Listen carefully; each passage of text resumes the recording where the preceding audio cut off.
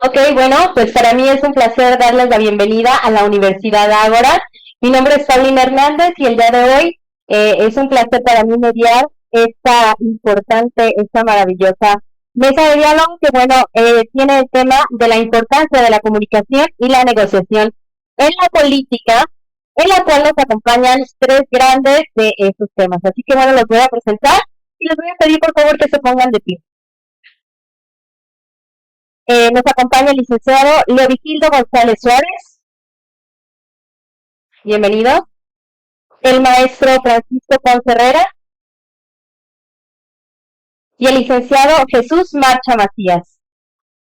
Bienvenidos. Pues bueno, esta es una mesa de diálogo en la cual vamos a tener varias preguntas y vamos a tener la siguiente mecánica. En la ronda número 1, pues vamos a tener la pregunta general.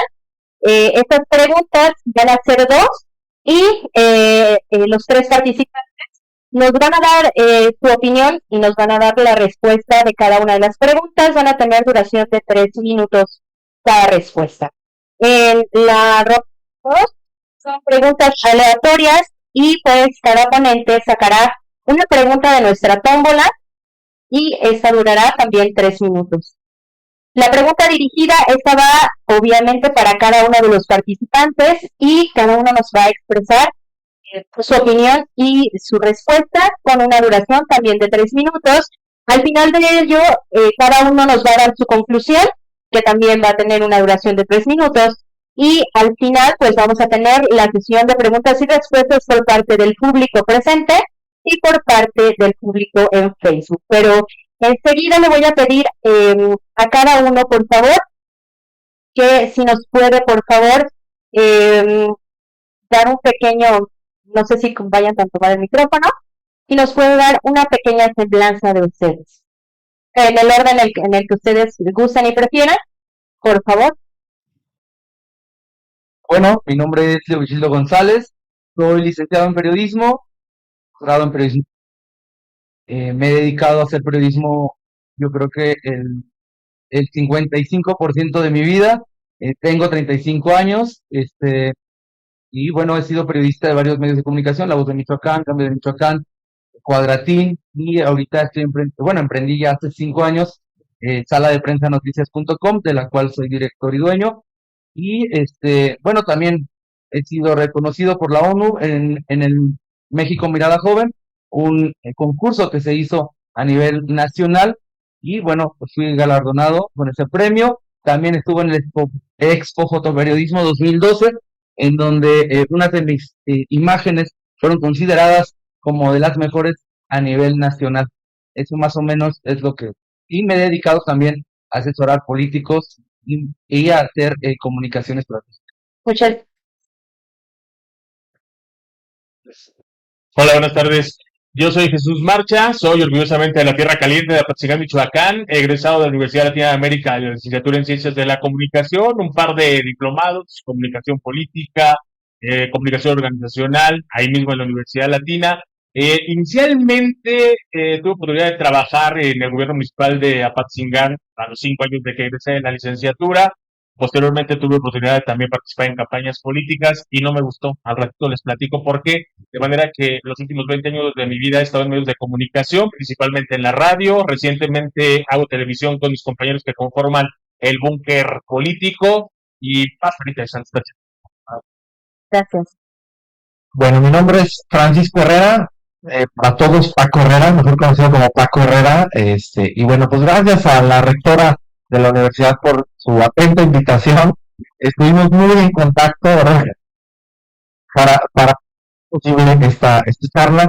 Y bueno, yo les puedo platicar de mí. Soy un apasionado de la formación empresarial. Me he formado, soy ingeniero en inteligencia de mercados. He estudiado, yo creo que no alcanzaría el tiempo para platicarles de todo lo que he estudiado, pero básicamente de las cosas que más me han formado es la mercadotecnia. La parte del emprendedurismo también es algo que me apasiona. Soy director del Centro de Formación Empresarial, es un instituto dedicado a la formación de empresarios. Hace tiempo, por ahí hace unos que será como 10 años, participé en una campaña política muy exitosa, fue ganadora, fue una campaña presidencial. Tuve el gusto de coordinar todo el estado de Michoacán y empaparme un poquito de cómo se manejan las campañas. Y en ese caminar tuve la oportunidad de estudiar marketing gubernamental en la UNAM, tuve una especialidad en la UNAM y bueno, pues encantado de compartir aquí el micrófono con dos grandes de la comunicación política. Yo desde hace mucho tiempo que me separé un poquito del tema de comunicación política, sin embargo, he estudiado programación neurolingüística a nivel maestría, entonces tiene mucho que ver el tema de la comunicación con la programación neurolingüística, como lo Chucho, ahorita adelante les voy a platicar cómo influye el tema de la PNL para la comunicación y les voy a dar por ahí una anécdota de un candidato a presidencia o asesorado por expertos en comunicación y en PNL. Muchísimas gracias. Maestro, por favor, déjense ahí el micrófono. Y a uno de mis compañeros, ahorita que nos dejen por aquí el cafecito, nos apoye con la tómbola para que cada uno saque un número y ver qué orden para contestar las preguntas van a tener.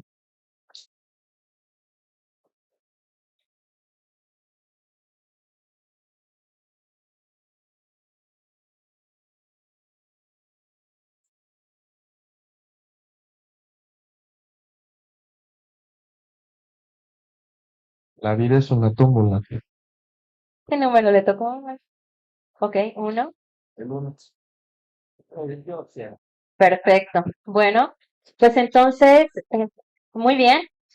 Ya que tenemos el orden, es el maestro, el licenciado primero, segundo el licenciado Leo y tercero maestro Paco. Así que bueno, licenciado, tenemos 2 preguntas para usted. La primera de ellas, si no sé qué, con el cronómetro.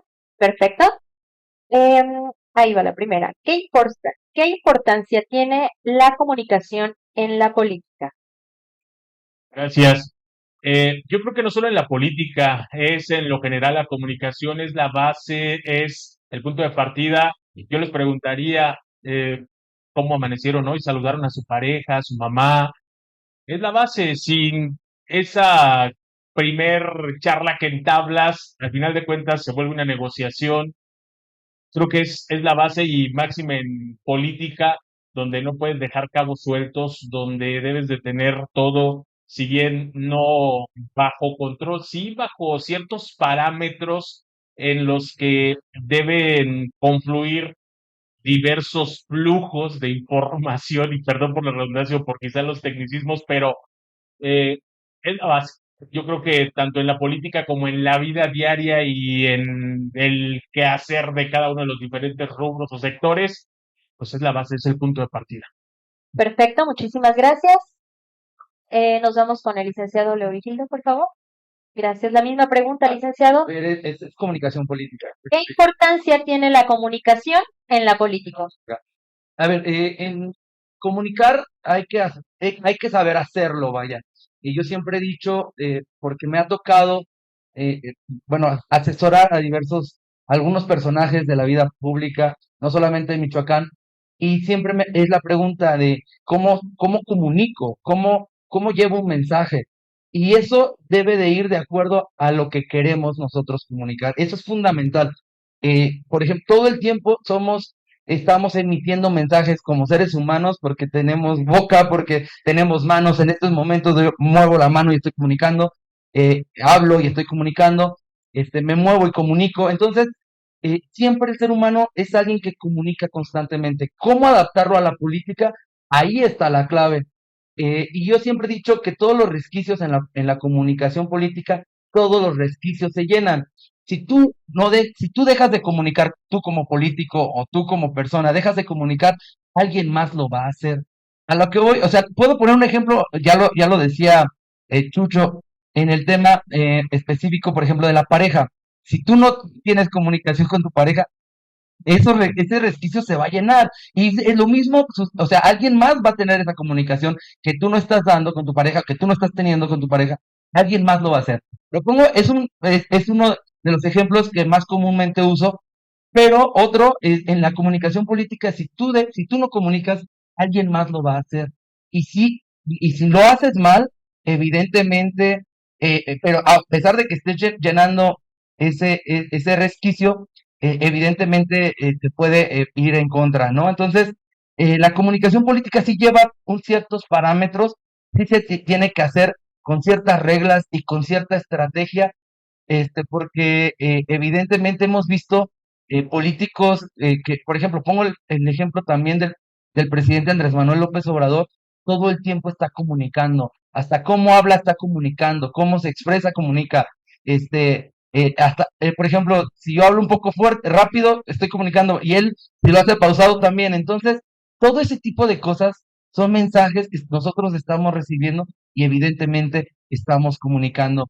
Ahora, y hablo de comunicación intrapersonal, pero también a nivel masivo, cómo comunicar es fundamental saber hacerlo, porque si no, insisto, la comunicación se revierte. O sea, así como puede ser muy positivo, puede ser muy negativo. Si hoy yo digo algo, no sé, algún tema muy polémico, lejos de que se envuelva algo positivo para mí, va a ser contraproducente. Entonces, siempre insisto, la comunicación en la política tiene que ser sumamente medida para que no se revierta. Muchas gracias, licenciado. Maestro Papa, por favor. La pregunta, se la repito, ¿qué importancia tiene la comunicación en la política? A ver, bueno, vamos a tratar de ver la comunicación en la política desde lo que yo he estudiado, a lo que me dedico, ¿no? Mi especialización. Digamos, en temas de marketing, la comunicación viene desde, no sé, desde los romanos que hacían un marketing con unas pancartas para decir lo que estaban haciendo los gobernantes y que la gente se enterara de qué es lo que se estaba haciendo a nivel gobernanza pa- para el pueblo. Entonces, de ahí viene la comunicación que da todo gobernante. Como bien dice Leo, el comunicar, pues comunica algo. El no comunicar también comunica algo. O sea, la comunicación tiene que ver con el mensaje que está percibiendo el interlocutor, o sea, el público. Digamos, si hay un político que está comunicando algo, el sentido es lo que percibe la gente. Voy a poner un ejemplo que me llamó muchísimo la atención respecto a comunicación. Tenemos un presidente con una aprobación, yo creo que nunca se había visto, una aprobación tan por encima del 60%. Y cuando va a dejar la estatuta, ¿qué tienen que hacer los políticos que vienen? Tratar de ser semejantes, algunos tal vez desmarcarse para tratar de dar otro tipo de público, pero no sé si se han dado cuenta, la comunicación de Claudia cambió drásticamente a partir de que empezó su meeting en el Monumento a la Revolución.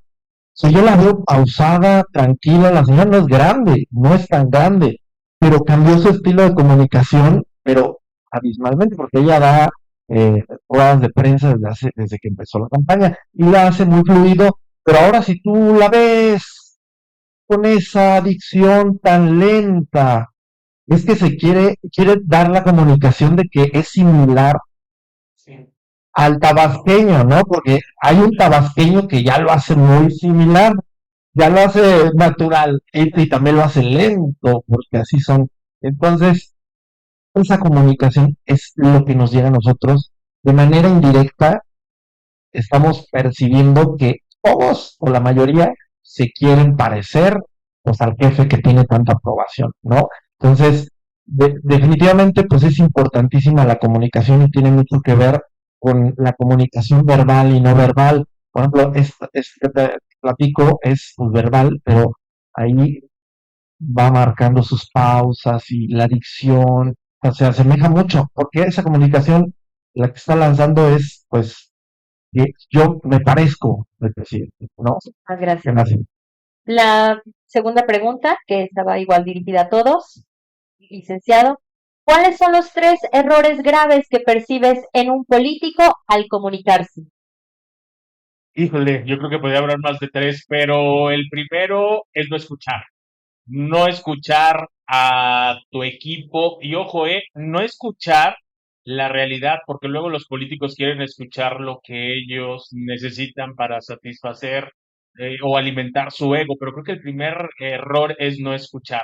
El segundo, improvisar y a bote pronto generar una reacción que de entrada muchas ocasiones ya va tarde, pero además no es elaborada la respuesta. ¿Por qué? Porque uno de los grandes errores en los equipos de comunicación es que no existen los manuales de crisis. No existen los manuales de crisis y al momento en el que quieres reaccionar, además de que ya te tardaste, porque esto tiene que ser inmediato, contestas con el hígado. Entonces, creo que ese es uno de los grandes problemas. Ya cuando revisas las líneas discursivas dices, chin, sí, esta simple palabra no debió ir. Entonces, no escuchar, no tener un manual de crisis y también no afrontar la realidad. O sea, si ya pasó, lo más oportuno, creo, en el momento de salir y reconocerlo. Creo que eso es básico y es una constante, una línea muy marcada que en el político que quieras, en el nivel de gobierno que quieras, pareciera un patrón a replicar y sin temor a equivocarme, podríamos citar ejemplos y entonces vamos a encontrar estas 3 deficiencias. Perfecto, muchas gracias. Licenciado Leo, por favor. La pregunta se la repito. ¿Cuáles son los 3 errores graves que percibes en un político al comunicarse? Yo considero que uno de los fundamentales es no saber hacerlo, o sea, que sea un político improvisado se nota mucho al momento de querer comunicar. O sea, manda mensajes erróneos, sin una línea discursiva. Yo les llamo los famosos bandazos. O sea, ya hablaste de esto un día y hoy quieres hablar de otra cosa al otro. Entonces, no hay una línea constante de discurso. O hoy me hablas de una cosa y en unas horas me estás hablando completamente de algo distinto. Entonces, eso es uno de los principales errores que yo he notado en varios de los, bueno, de los políticos que he asesorado y hemos tratado de evitarlo. Y otro de los errores también es este querer publicar todo, o sea, ay, estoy aquí en el baño y, o sea, o sea, querer publicar todo sin una estrategia, o sea, querer humanizar al político de más, se me hace burdo y se me hace muy mal hecho, pero bueno, cada quien tiene como su percepción de eso. Y el tercero y último es yo siempre les he dicho a los políticos que el que no quiera ver fantasmas que no salga a pasear de noche. ¿A qué me refiero con eso? Si estás en el ojo público, tarde o temprano te van a golpetear. O sea, tarde o temprano vas a recibir una crítica, tarde o temprano alguien te va a señalar. O sea, eso es lo más normal del mundo. En una ocasión, voy a poner otro ejemplo, estaba en una campaña en 2016 en Oaxaca, candidato a presidente municipal el de Tuxtepec de ese momento, y me dijo, oye, Leo, es que me están exhibiendo de que soy un infiel y demás en una publicación en Facebook. Y a ver, vamos a revisar la publicación. Tenía 5 likes. Le dije, bueno, estas 5 personas que le dieron like ya saben que eres infiel, o sea, pero ¿qué vamos a hacer? ¿Vamos a publicar en tus redes sociales que eres un infiel? Pues eso va a ser peor. Entonces no, o sea, al final de cuentas es normal que van a hablar de ti y uno de los errores es no aceptar, es que el político cree que siempre va a ser querido, aceptado y amado por todos y evidentemente no hay político que sea así. Muchas gracias. Maestro, por favor, le repito la pregunta. ¿Cuáles son los 3 errores graves que percibes en un político al comunicarse? A ver, yo creo que un problema grave es no saber quién está dirigido el mensaje. Tú puedes dar un mensaje y le pasa, por ejemplo, a los políticos de más edad, digo a todos, pero estás en una universidad con jóvenes y tu nivel de comunicación es muy acartonada. Creo que el principal error es no saber a quién está dirigido tu mensaje, ¿no? Si tienes todo un equipo de comunicación, solamente el equipo de comunicación tiene que tener todo el dato de qué tipo de auditorio te vas a presentar, qué discurso vas a presentar, que el mensaje pues tiene que ser diferente dependiendo de la audiencia, no puedes platicar de lo mismo. Yo lo he visto en eventos empresariales, el discurso es completamente diferente. O sea, no puedes hablar de apoyos sociales porque a los empresarios no les gusta el tema de apoyos sociales y demás, ¿no? Y viceversa, no puedes hablar de desarrollo en otro tipo de públicos. Pues yo creo que es muy importante y uno de los errores es no cuidar qué tipo de audiencia tienes para en base a eso, pues que un equipo te ayude a estructurar un mensaje dirigido al público el que vas a comunicarte, ¿no? Y bueno, otro error pues fundamental, como dice Leo, pues si no te preparas, yo creo que habla de llegar a improvisar y de que la gente se da cuenta cuando no está preparado. Sin embargo, hay políticos muy hábiles que te pueden desarrollar de una manera muy fluida cualquier tipo de discurso, ¿no? Entonces, yo creo que el tema de la preparación y tener un equipo que te ayude, hay un discurso muy sonado que mucha gente lo recuerda, que era Peo, un México con hambre y con sed de justicia y demás. Ese discurso le costó la vida a ese candidato, pero era tan bien organizado, tan bien estructurado. Yo que estudio PNL tenía todos los tipos de público. Era kinestésico, era visual, era auditivo, para todos los seres humanos nos dividimos en tres, pero era un discurso tan bien hecho que llegó hasta las consecuencias, ¿no? Era un discurso muy fuerte. Entonces también el tener un equipo que te ayude a comunicar también en esos niveles, yo creo que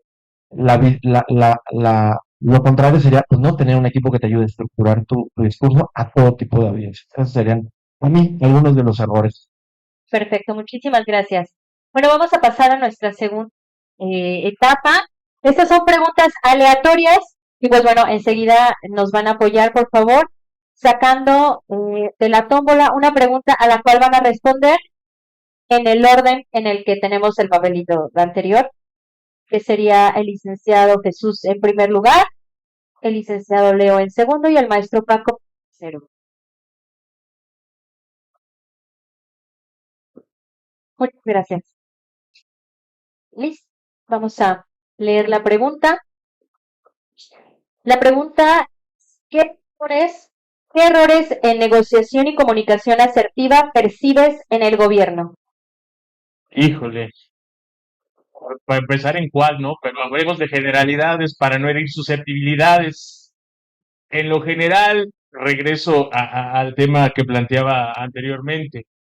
El no contar con un manejo de crisis adecuado es uno de los principales temas que ahí son muy evidentes y lo podemos ver en el nivel de gobierno que quieras, en el municipio más recóndito o en el más importante de Michoacán o del país. No hay un manejo adecuado de crisis. Creo que todos de los temas es, lo mencionaba y coincido con Leo, el querer comunicar todo. Llega un momento en que hay una sobreexposición donde no logras colocar un solo tema porque a lo mejor el primero era importante porque hoy ni siquiera el gobierno, sino un organismo, una cámara o confederación patronal dijo que Michoacán tenía condiciones de seguridad atractivas.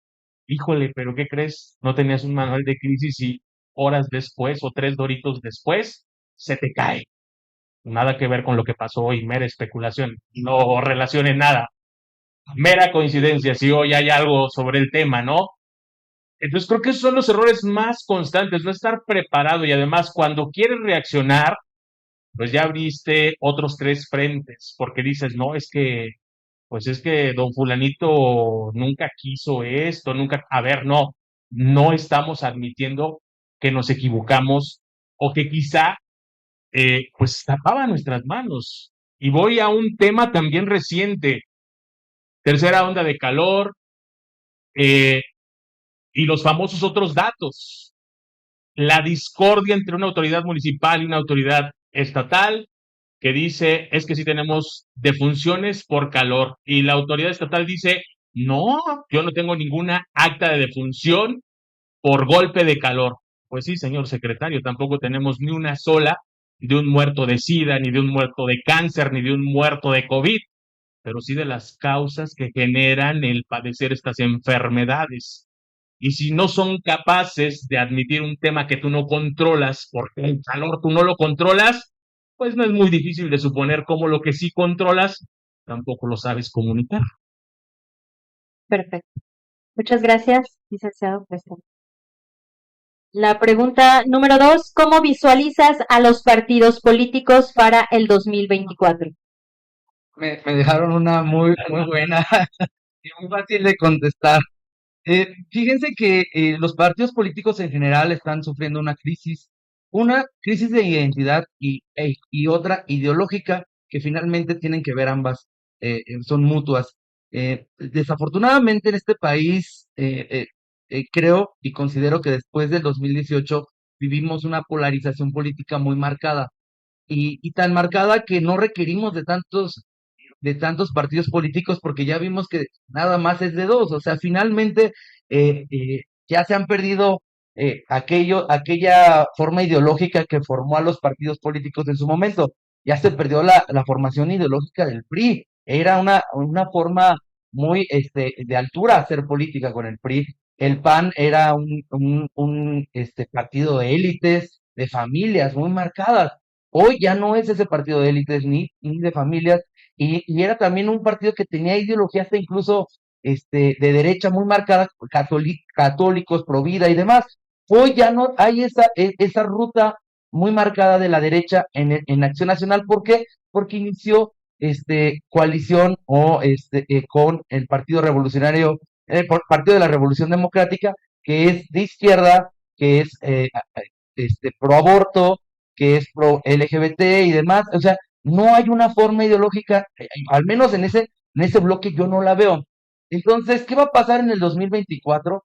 Que van a sufrir, entonces van a comenzar a resentir la crisis los partidos pequeños. Y específicamente, por ejemplo, el PRD, yo veo un futuro muy incierto para el partido que en su momento formaron Cuauhtémoc Cárdenas y demás flotilla. Veo un partido ya muy debilitado, eh, veo a un PAN también debilitado porque al final estas alianzas famosas que han hecho en los últimos años lo han debilitado mucho y un PRI que dejó de ser hegemónico, que dejó de mover las masas, que dejó de mover estructuras y por el otro lado veo a un movimiento que sigue siendo movimiento y que no ha logrado trasladarse a un partido político como lo es Morena, porque no tiene todavía cuadros formativos de ellos, porque todavía dependen de cuadros externos para convertirse para hacer política.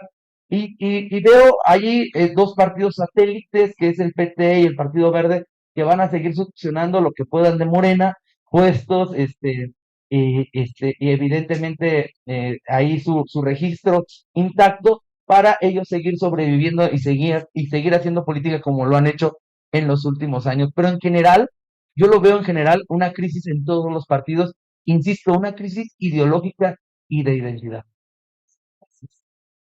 Muchísimas gracias, licenciado. Maestro, permítame su pregunta. ¿Qué fortalezas y debilidades percibes hoy día en la comunicación política? Pues debilidades, pues yo creo que el no tener un plan de manejo de crisis en tema de comunicación, porque es muy fácil y tiene también que ver con las fortalezas, con la comunicación, con las tecnologías que tenemos actualmente, pues es muy fácil que una nota se vuelva realidad rapidísimo, ¿no? Que una fake news se vaya y te pueda perjudicar y que saquen una nota que a lo mejor no sabes manejar y, 2 días de que termina la campaña, tampoco es coincidencia para México, pero a pocos días de que termine la campaña y viene pues a darte en la torre, ¿no? Y la fortaleza es pues el tener asimismo pues todos estos medios de comunicación, el poder comunicar a cientos de miles de personas desde tu celular. O sea, yo creo que también es una muy buena fortaleza para los políticos y los que no, pues también es una debilidad los que no saben utilizar la tecnología. Hay mucha gente que no la utiliza y tuvimos el caso de Nuevo León, que en las encuestas iba pues, muy abajo y no se veía que iba a ganar y utilizó la tecnología a su favor y yo creo que fueron de los factores determinantes para poder ganar esa campaña política. Entonces, pues sí, las fortalezas es el uso de las tecnologías y las debilidades también puede ser el uso de las tecnologías o que los políticos ahorita no sepan subirse a las redes sociales. Ahí tiene a Marcelo que es súper fuerte en tema, en TikTok, ¿no? Entonces, y abajo las encuestas. Entonces, digamos que desde mi punto de vista, pues es una arma de doble filo el no saberlas utilizar y el no aprovechar la oportunidad de utilizar todos los medios que existen hoy en día. Perfecto, muchísimas gracias. Vamos a pasar a nuestra tercera y última ronda. Igual, en esta ronda tenemos 3 minutos igual para contestar su pregunta. Esta es la pregunta dirigida hacia cada uno. Igual, 1, 2 y 3, para no desviarnos en el orden. ¿Les parece bien? Perfecto.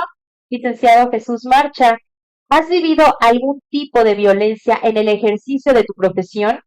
¿Y existe alguna forma de protección ante la libertad de expresión? Híjole, sí, sí, sí le he vivido y creo que ha sido a dos fuegos además, desde el lado gubernamental y desde el lado de los grupos delincuenciales. ¿Hay algo que garantice? Pues supongo, quiero creer y entender que se llama Constitución Política de los Estados Unidos Mexicanos, pero luego resulta que existe pues, solo en el papel, ¿no? Y creo que además, perdón que insista, pero hoy pues estamos lamentando el hecho del atentado contra don Hipólito Mora, que tenía un mecanismo de protección federal y que a mí en lo particular que he vivido esta parte, pues me lleva a concluir nuevamente o a regresar al mismo lugar con mecanismos y mecanismos, el resultado siempre va a ser el mismo cuando eres el objetivo o eres el personaje incómodo de quién, pues eso le toca a la autoridad finalmente investigar y presentar los resultados, pero creo que además en el caso de quienes ejercemos la comunicación o nos dedicamos, en mi caso no me asumo como periodista y lo digo con mucho respeto, porque creo que mis compañeros que andan en la calle diariamente, solamente con la defensa de una libreta, de una cámara, de una grabadora, de un micrófono, híjole, de verdad que se llevan, además de la parte más ruda o más difícil de la talacha,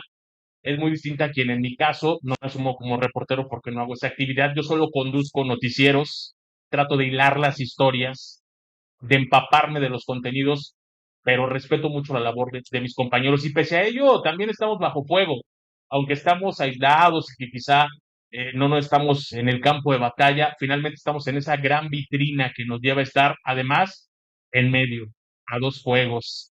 Y creo que, pues sí, sí, la respuesta muy puntual, sí, sí le he vivido, sí le he padecido, y creo que las autoridades siguen buscando el hilo negro o el agua caliente cuando saben perfectamente que, pues, son parte del problema. La solución, creo que más parte del problema que de la solución, porque hay esfuerzos y esfuerzos y esfuerzos, pero ninguno avanza. Regresamos a donde mismo y finalmente no admiten, no entienden que, pues de ahí sale, ¿no?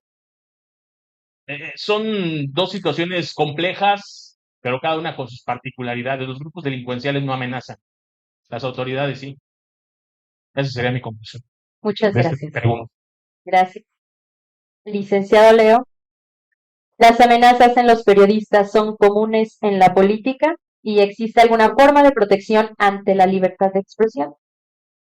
A ver, bueno, yo fui, no sé si escucharon cuando me presenté, fui reportero en Nota Roja varios años, pero considero que eso me dio a mí el carácter para luego meterme al tema político, me dio la fuerza y digamos interna al menos para presentarme y afrontar cualquier reto político, la verdad. eh, y en ese tiempo viví muchas cosas que comúnmente no viven los reporteros o periodistas. Amenazas de todo tipo, desde gubernamentales hasta del crimen organizado. Y, y en ese momento yo decía, es que para mí es una inversión a lo que yo voy a seguir viviendo en estos años. Porque era muy joven, porque era muy joven, porque no pensaba en que iba a tener una familia en algún momento. Yo quería vivir mi momento y no me importaba el riesgo que pudiera tener en ese tiempo. Entonces, sí viví muchas veces amenazas. Ahora que pasó el tema de Hipólito, me estaba acordando que cuando yo cubrí durante 2 años el tema de las autodefensas en Apaxingán y en Tierra Caliente, ya de regreso de Tepalcatepec hacia Apaxingán, específicamente entre Tepalcatepec y La Ruana, un grupo de sujetos armados nos detienen a un grupo de periodistas con los que yo estaba, con los que yo viajaba, y nos bajan del vehículo, nos ponen hacia los vehículos y con cuernos de chivo nos estaban amenazando, nos estaban revisando con...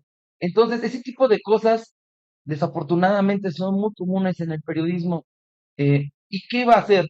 ¿Y regresar a Morelia y denunciarlo? ¿Para qué? O sea, si al final sabemos qué es lo que va a suceder. Entonces, y en la política es muy diferente porque la política la amenaza es distinta. La amenaza es de, te quito el convenio, la amenaza es, cosas de ese estilo. Tienen que ver más con lo económico que con el riesgo físico. Pero en el tema específico de hacer periodismo de seguridad, sí arriesgas la vida, vaya, o sea, y yo la arriesgué varias veces. O sea, en una ocasión me quedé 50 minutos en medio de un enfrentamiento, tenía 21 años, me recuerdo mucho, fue en el 2010. Entonces, cosas de esas me tocó vivir y vivía constantemente. Entonces, sí sucede. En la política me ha tocado vivir otro tipo de cosas, pero más leves. O sea, nada que ver con lo que realmente me tocó como periodista. Entonces lo afronto de una manera muy sencilla lo que me sucede en la política, porque pues al final, siempre lo he dicho, o sea, el que no quiera ver fantasmas, que no salga a pasear de noche. Entonces, es parte del show, ¿no? Muchas gracias. Maestro Paco, la pregunta dirigida hacia usted.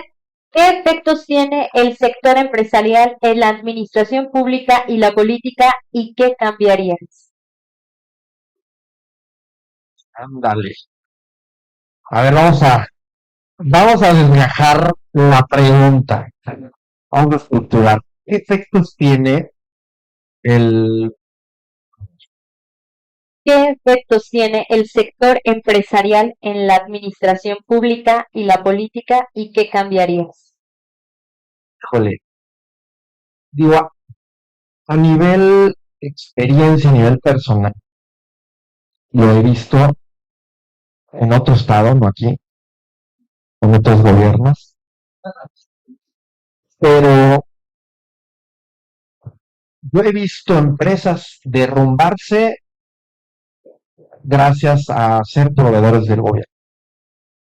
Entonces, ¿qué cambiaría? Pues a lo mejor, el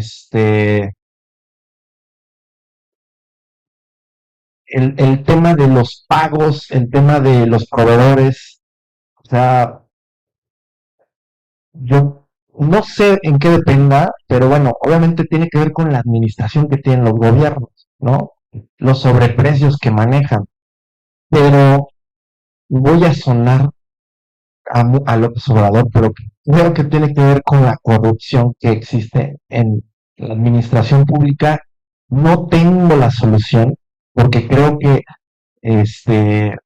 pues tiene que ver con la cultura que tenemos en México. Entonces, pues yo trataría de actuar definitivamente corrupción. O sea, yo creo que es el problema que existe, y por el cual a mí me pasó en un momento dado, era proveedor del gobierno y no me pagaron y a la fecha no me han pagado. Entonces, pues lo que yo como empresario, este, la solución que le di, pues ya no volver a venderle al gobierno, ¿no? Entonces tiene que ver también con un tema de relaciones, tiene que ver con muchos aspectos que la verdad no te sabría dar una respuesta, simplemente tiene que ver con eliminar la corrupción, trabajar con temas de corrupción, pero es algo complicado, es algo complejo porque si tú tienes un hijo, un familiar, lo vas a apoyar. Entonces, creo que es algo nato, es algo natural el apoyar a tu familiar, apoyar a tus amigos, a la gente que te rodea. Entonces, creo que es complicado ser juez y parte y actuar de tajo en temas de corrupción. Pero bueno, pues yo creo que no sé si Lupita nos pudiera ayudar, ella que es experta en comunicación política, además estuvo en el gobierno, el cómo mediar esas situaciones que se dan en el gobierno. Yo tengo muchos amigos empresarios que ya no proveen al gobierno y tengo muchos amigos empresarios que han crecido muchísimo en el gobierno. Te digo, son muchos sectores, pero el principal yo creo que tiene que ver con corrupción. Muchas gracias, maestro. Vamos a tomar nuestra última parte, que es las conclusiones. Voy a dar 3 minutos para cada uno y por favor nos van a apoyar dando su opinión acerca de la importancia igual de la comunicación y la negociación en la política, ya como su conclusión final de todo lo que hemos escuchado esta tarde para la gente que nos está viendo aquí y también en Facebook. Así que, licenciado Jesús, con permiso. Gracias. Gracias. Híjole, creo que a manera de conclusión y sin el afán de herir susceptibilidades y sencillamente con el mero fin de bonar, sobre todo ahora que estamos en periodo preelectoral y que va a ser algo muy común en los próximos meses, échenle ganas, sí, metan la estrategia, sí sitúen a su candidato, a su candidata en el aquí y ahora, si tienen deficiencias, trabajenla, porque también todo comunica, creo que eso es algo que hemos aquí dejado muy claro desde el inicio de esta charla, todo comunica y puedes construir un mensaje muy elaborado, pero si tu candidato o tu candidata no conecta con el público, pues su comunicación verbal no va a corresponder al discurso que está pronunciando y eso también se nota. Entonces, sí trabajen esos temas. A nivel gobierno, escuchen, dense esa oportunidad de escuchar, no lo que quieren oír, la realidad, lo que no están haciendo, lo que están dejando de hacer y trabajen en resarcir todas esas deficiencias. Eh, una de las preguntas era cuáles son las fortalezas o las debilidades, ¿no?, de la comunicación. Creo que la principal fortaleza se llama oportunidad. Y en este tema de la comunicación política hay oportunidad de construir un discurso. Una de las debilidades creo que es el tema de la improvisación, porque no a todos se nos da, no todos podemos improvisar, ni traemos la comunicación nata para en el momento salir a responder de la manera adecuada, pero sí está la oportunidad de planear, de prever, de tomar tus tiempos. En comunicación política hay algo que conocemos mucho quienes estamos inmersos en la misma, el famoso timing. No se les olvide, señores estrategas, de verdad, si cobran como estrategas, si se venden como estrategas, sean estrategas, desquiten, así les paguen 3 centavos, para eso se fletaron, para eso se contrataron. Otra cosa, confianza. Si tu candidato, si tu presidente, si tu gobernador, si tu diputado no confía en ti, ni te metas, ni te metas, porque ahí está otra de las deficiencias más graves. No te va a hablar con la verdad. Si no te habla con la verdad a ti, que eres su equipo cercano, ¿cómo le comunicas al resto de la gente lo que a ti ya te ocultó de entrada? Entonces, son una suma de partes, una suma de elementos eh, que yo esperaría que sí de verdad los pudiéramos atender, porque, híjole, luego leemos cada cosa, que de verdad cuando te llegan comunicados dices, pues ni cómo ayudarle, ¿no? Un pie de foto y creo que comunica más que las 3 cuartillas que me enviaron en este comunicado. Perfecto, mil gracias. Licenciado Leo, su conclusión, por favor. Y coincido en gran parte con lo que está diciendo Chucho, en el aspecto de que no improvisen, traten, porque finalmente quienes hemos estado detrás de un político, cuando el estratega es improvisado se nota mucho, porque evidentemente se lo está inculcando a su líder inmediato, a su jefe inmediato, o al político a quien está asesorando el ser improvisado. No improvisen, eh, traten de llevar ustedes, si hacen comunicación política, traten de llevar una línea discursiva siempre. ¿Por qué? Porque eso les va a dar mucha presencia. De entrada, una línea discursiva les va a cambiar, al menos les va a generar, le dicen también en marketing de comunicación, le dicen el famoso engagement, les va a dar una línea de engagement para que ustedes puedan conectar con las personas a las que quieren llegar. Eso y otra, el saber negociar. Yo siempre he dicho eso porque me metí a estudiarle un poquito cuando me dijeron que iba a venir para acá.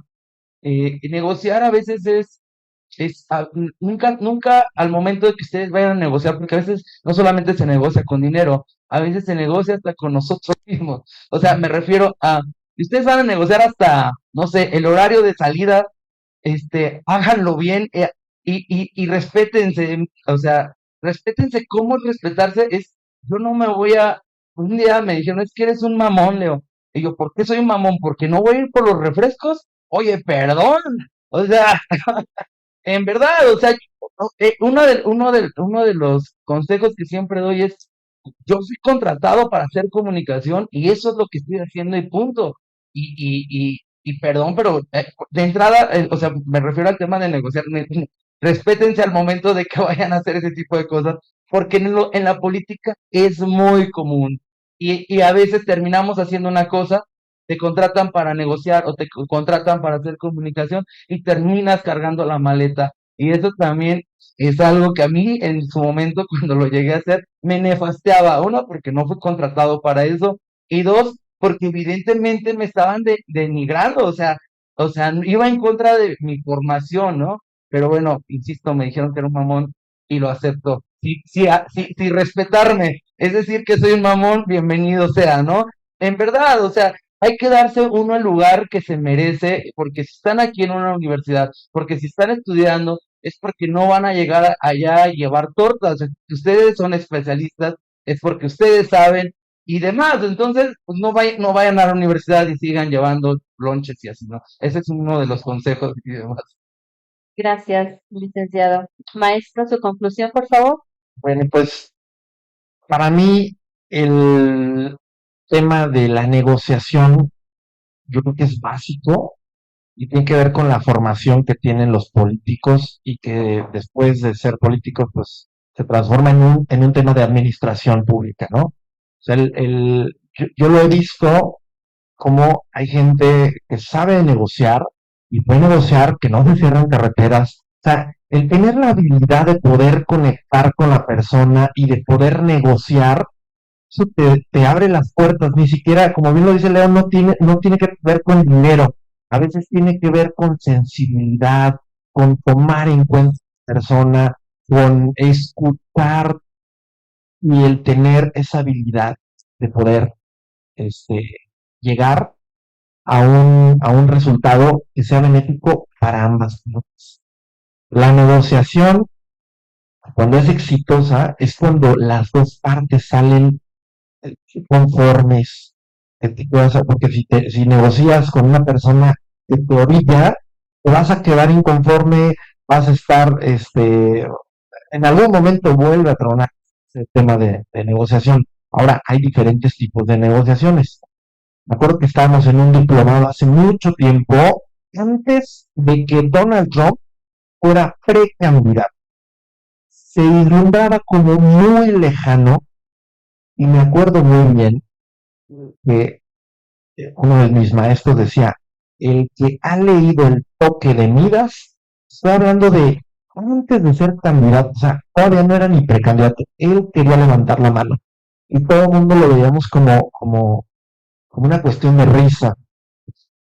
Y me acuerdo en ese seminario nos decía, el que ha leído El toque de Midas, que es un libro de Donald Trump, debería de, o sea, vas a identificar cómo es su nivel de negociación. Él negocia, pero de una manera fuerte, de una manera muy agresiva, y él no lo decía en ese diplomado, estoy seguro que va a ser el candidato, y no estoy seguro que va a ser el candidato, va a ser el presidente, porque ese señor sabe muy bien lo que hace, sabía manejar muy bien su comunicación, y su estilo de negociación era muy agresiva, era muy echado para adelante, causaba, causaba de alguna manera, dejar en el público una sensación como, eh, en materia de comunicación, pues de alguna manera era el precandidato más conocido en todo el mundo. Dejaba ahí esa comunicación. Entonces, imprescindible el poderte formar para poder tener habilidades de comunicación y habilidades sin duda de negociación. Esa sería mi conclusión. Muchas gracias. Muchas gracias, maestro. Tenemos a continuación 3 preguntas. ¿Estas son de Facebook o son de aquí del público? ¿De Facebook? Ah, ok. Perfecto. Tenemos 3 preguntas. Estas preguntas las voy a decir al aire. Quien quiera contestarlas puede hacerlo y tenemos igual un límite de 3 minutos para que puedan hacer su conclusión. La primera pregunta es, ¿consideran que los jóvenes se involucran más en la política actualmente? Y de no ser así, ¿qué falta para que se involucren?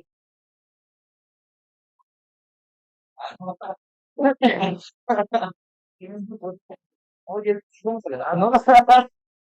A ver, el tema de la política justamente para atraer a los jóvenes me llama mucho la atención porque hay políticos que creen que estando en TikTok ya son el boom de la comunicación política para los jóvenes y no conectan, o sea, ustedes ven a un político y saben que está posando, ¿no? Entonces, yo siempre he dicho que para atraer a los jóvenes es llegarles y con un mensaje muy claro más allá de la forma, o sea, más allá del TikTok, más allá del Instagram, atraer a los jóvenes a la política es primero a preocuparlos por su entorno. O sea, la única forma es decir, a ver, tú eres estudiante y cuando salgas de la universidad no vas a encontrar trabajo porque, ¿qué crees? Allá afuera está saturado y necesitamos mejores políticas públicas para generarte empleo. Cuando a los jóvenes les empieza a preocupar su entorno, ahí es cuando los puedes atraer a la política. Yo siempre he dicho que a un joven, he notado mucho que hay una tendencia de preocuparse, por ejemplo, por el tema animalista. Y a mí me encanta ver a los jóvenes involucrados en ese tema, porque es algo que los mueve genuinamente. Es algo que la política desafortunadamente no puede hacer, pero que evidentemente saben que al involucrarse en política, ellos son parte de la toma de decisiones. Entonces, hacer ese famoso engagement política jóvenes a través de la preocupación de su entorno. Otro de los temas que siempre he visto que les preocupan a los jóvenes es el tema del medio ambiente. Oye, si están así las preocupaciones, pues, y que a veces vemos que se involucran para cambiar su entorno, pues ¿por qué no involucrarse también para tomar decisiones en favor de lo que les preocupa? Si ustedes se preocupan por otros jóvenes, ya de ahí están marcando un tema disruptivo en su generación. Entonces, eso es algo que necesitan hacer los partidos y que se han tardado en hacerlo porque evidentemente los jóvenes no son parte de sus causas. Hay que hacer que los partidos, que los políticos tomen las causas de los jóvenes como suyas y considero que de ahí vamos a partir para que ellos se vayan empezando a involucrar. Pero, insisto, no es sencillo porque la juventud trae, y los jóvenes, yo me considero todavía joven, traemos como que ciertos temas muy marcados, insisto, ya les di algunos ejemplos, pero todavía no veo que los políticos realmente puedan conectar con eso, ¿no? Perfecto, gracias. Tenemos la segunda pregunta que nos comentan. Hay aún los políticos que hacen labor de calle para su campaña, pero esto podría ser sustituido por las redes sociales después del 2024.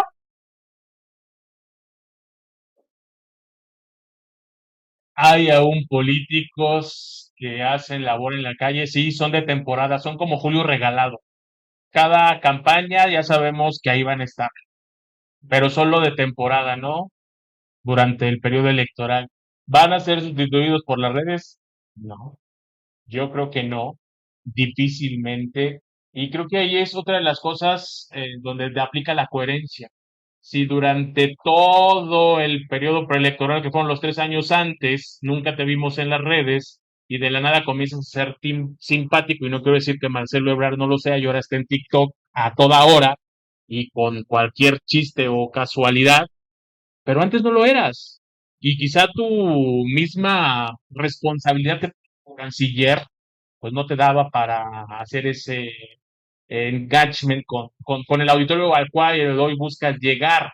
Entonces, creo que es una situación que también tienen que ir mediando. No se trata de estar publicando un video o una foto, como decía Leo, cada 30 segundos, de que hoy estoy en la tienda, yo estoy con doña Chonita, que me la encontré aquí, que vino por su leche Diconsa. No, y desafortunadamente, pues sí, a los políticos en la calle los vamos a ver, insisto, en temporadas electorales. Hoy ya los pueden ver, hoy ya son más simpáticos, hoy, perdón que lo diga de esta forma, pero creo que ya está, han perdido el asco, ciertas cosas. Cuando finalmente son ellos los que dan así, poquito, poquito, porque no hay coherencia y ves cuando es posado, forzado y no le han trabajado y no hay interés y finalmente el objetivo es otro, el objetivo es de momento, es ganar primeramente esa candidatura, posteriormente vendrá otro cambio de uniforme, otro cambio de careta, porque tendremos otra finalidad que se podría llamar regiduría, presidencia municipal, diputación local, federal, senado, si pues, dirían por ahí, no se leería por ahí, sí, pues, así son nuestros políticos. Yo voy a aumentar, a aportar un poco más a la respuesta. El 60% de los mexicanos en general tienen acceso a Internet. O sea, el 60% no es el 100%. O sea, de ese 60%, de ese 60% solamente el 40% tiene acceso a Facebook. Entonces, que Facebook en estos momentos es la aplicación más descargada en México.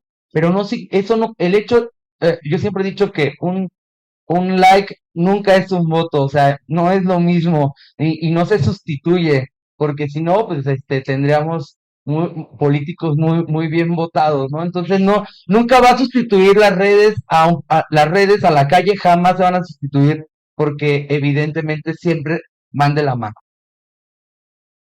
Perfecto, muchas gracias. Vamos a la última pregunta, que es la importancia que tiene la comunicación no verbal.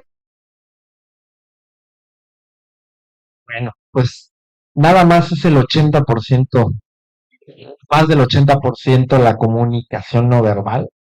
Entonces, pues, bueno, ya es ya la pregunta. Tiene que ver cómo lo dices. Claro. Vuelvo a mi comentario anterior, ¿no? Cómo lo dices, la dicción, todo esto. Y cuando tú ves a los políticos hablan fluidamente, pero ya cuando están frente a un auditorio ya se modulan más. Yo creo que les da chance de pensar más esta técnica luego de los políticos, de no hablar más lento y demás. Creo que sí, es importantísimo el tema. Dándole a la pregunta anterior, pues sí es cierto, los pakistaníes y esas personas no votan, ¿no? Porque ves las encuestas y ves que es gente de otros países, entonces sí, definitivamente no se puede llevar. Perfecto, muchas gracias. Tenemos 2 preguntas más y terminamos ya con nuestra sesión de preguntas y respuestas. La siguiente pregunta es, ¿las habilidades blandas como la inteligencia emocional consideran que se debe trabajar para una comunicación asertiva? Bueno, yo creo que sí. Yo tengo una amistad con una diputada que es muy conocida en el ámbito empresarial. Pues por ahí salió un video de este personaje y la verdad cuando te pones a escucharlo y que platicas con ella y de fondo la comunicación que ella tenía, va a una comunidad indígena Ya era la tercera vez que iba a esta comunidad y ella los quería apoyar con gestiones para bajar proyectos y demás. Entonces, pues explota en esta, por no tener, pues obviamente, inteligencia emocional, explota y eso fue una crisis que se le salió de control, fue una crisis que alguien por ahí la grabó y fíjate, se salió 3, 4 meses después de que ocurrió este hecho, una reunión con comunidades indígenas, donde les dice, a ver, tráiganme proyectos productivos para ayudarlos y demás, y le presentan proyectos, hoteles, gasolina, dice, no, pero preséntenme proyectos que involucren a la comunidad indígena, porque hoteles, gasolineras, de fondo, o sea, el mensaje que ella quería comunicar, era positivo, pero explotó. Y obviamente el no tener asertividad, el no tener un manejo de sus emociones, lo pudo haber dicho de otra manera y pudo haber comunicado de manera tranquila, como un amigo que compartimos la amistad con Víctor, ¿no? Con un buen amigo político que tiene, yo lo veía desde las 7 de la mañana, un gran político, hasta las 12 de la noche, con una serenidad tremenda. Yo decía, ¿cómo le hace este hombre? Tiene mucha inteligencia emocional, tiene mucha asertividad al momento de comunicar con gente conflictiva. Es indispensable, desde luego. No sé si quieren aumentar algo. A ver, la política se hace también a través de emociones y evidentemente a veces se tienen que usar para comunicar. Por ejemplo, lo usó Peña Nieto casándose con la gaviota en 2010 para posteriormente el ser presidente de la República. Él estaba jugando con las emociones. ¿Por qué? Porque estaban viendo a la pareja ideal, a la perfecta, ¿no? Entonces, eso todo también, esas cosas también comunican y a veces hay que usarlas, ¿no? Me acuerdo mucho de una estrategia que usamos en una campaña electoral donde generamos una autoguerra sucia para posteriormente victimizarnos. Entonces, ¿por qué? Porque resulta que la gente le encanta empatizar con la gente que es víctima. Entonces, o sea, es parte de las estrategias de comunicación también. Entonces, y se juega con las emociones, claro, y es válido, obviamente que es válido. Muchas gracias a los tres. La última pregunta es, ¿qué creen que les ha fallado en la comunicación en el tema de las protestas o tomas? Lo mismo, la atención de la crisis, el no salir a dar la cara, el decir no pasa nada, ya estamos trabajando, pues estamos trabajando quiénes, ¿no? Recuerdo mucho un eslogan que suena chiste, pero es anécdota. Había un eslogan de una administración que decía, Michoacán trabaja, y yo siempre decía cuando lo escuchaba en la radio, ¿y su gobierno cuándo? ¿No? Perdón, pero era muy evidente que nunca se atendían esas crisis y podemos ver en qué administraciones creció toda esta problemática del magisterio, en qué pues épocas tuvimos las crisis más grandes. Yo creo que finalmente ha sido eso, lejos de salir y dar la cara y por lo menos mandar ese mensaje a la sociedad de les afecta a ustedes, a nosotros tampoco, pero ya estamos tratando de resolverlo. Eso genera más empatía que si no sales o sales además tarde, pero a decir algo que no corresponde con lo que tú, 3 horas detenido en el tráfico, pues estás padeciendo. Creo que eso es lo principal, que más que decir es una falla, yo reconocería si lo atienden como ciudadano y verdaderamente que también generaría empatía.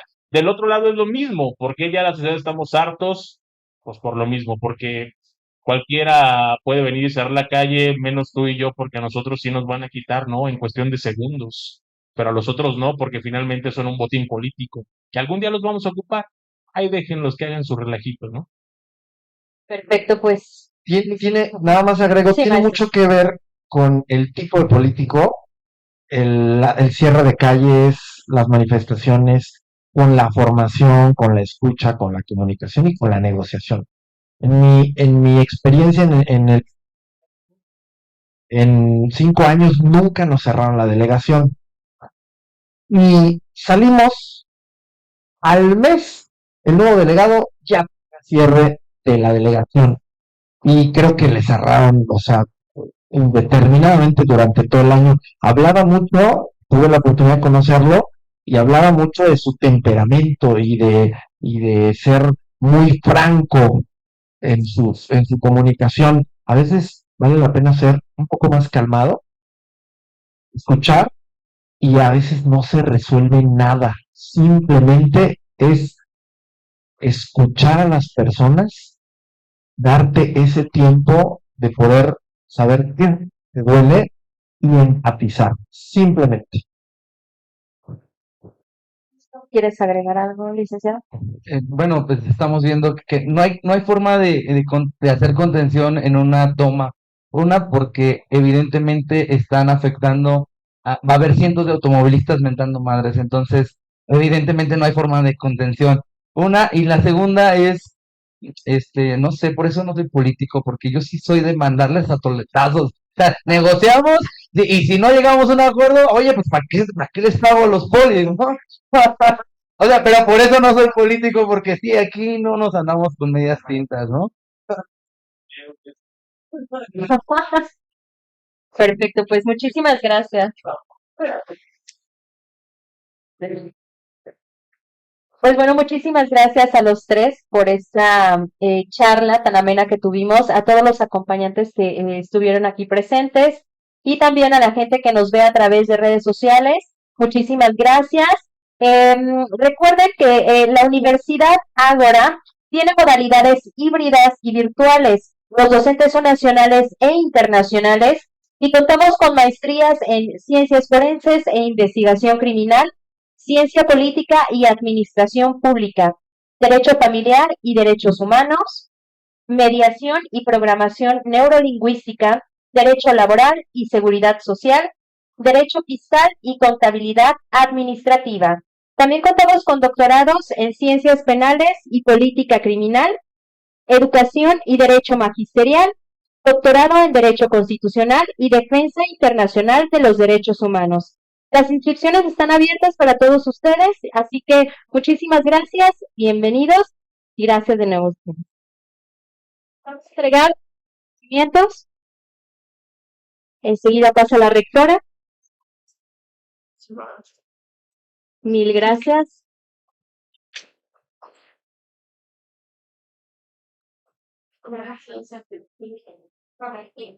Muchas gracias, licenciada. Así, con la foto, por favor.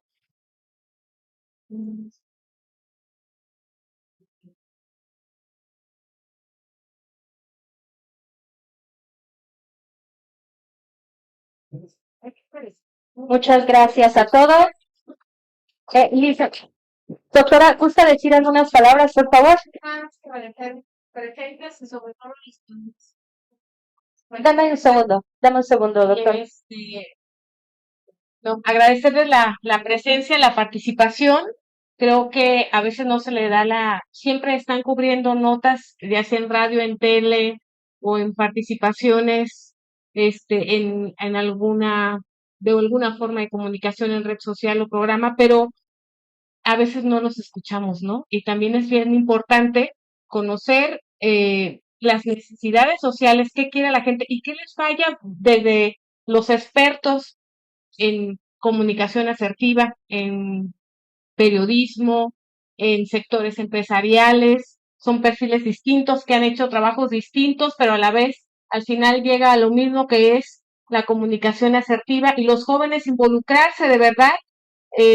Prepárense, entre más preparados estamos, las oportunidades llegan y pueden encontrar la mejor oportunidad si ustedes tienen las herramientas necesarias para cubrir esa necesidad. Pues muchas gracias. Licenciada Lupita, ¿desea agregar algo más, por favor? Sí, claro. No, pues muchas gracias por la palabra. Yo creo que me moría de ganas de decir algo. El primer error que se comete y que dicen que el primer acto de corrupción que se comete es contratar a alguien que no tiene el perfil. muchas veces en las campañas o los gobiernos contratan al de redes sociales porque es el ahijado, es el hijo de la novia, sí, no pasa nada. Pero ese es el primer error que yo detecto, el que pongan a alguien en redes sociales o en el área de comunicación porque es el ahijado del candidato o del gobernador. Con eso me quedo yo y nos llevamos un gran aprendizaje esta tarde. Muchas gracias, rectora. Muchas gracias a todos. Damos por finalizada la sesión. Gracias.